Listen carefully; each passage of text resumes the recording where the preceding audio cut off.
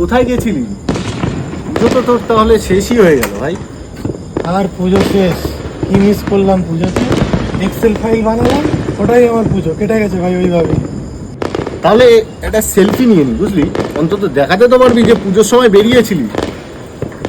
থাক ভাই, সেলফি দিয়ে মায়ের আশীর্বাদ আমি পাবো না, তার জন্য আমাকে লিভ অ্যাপ্লাই করতে হয়, বুঝেছিস? আরে বাবা, তাহলে তুই একটা কাজ কর, চ আমার বাড়িতে ভোগের খিচুড়ি হয়েছে, অন্তত ওইটা তো খাবি। হবে না ভাই, বাড়ি যাবো, লেট হয়ে গেছে। তাহলে চ অন্তত বাড়ি ছেড়ে দিই, এটুকু তো করতে পারি। চ।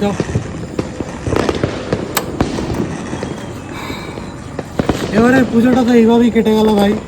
ঠিক আছে, চিন্তা করিস না, পরের বার পুজো একসাথে কাটাবো।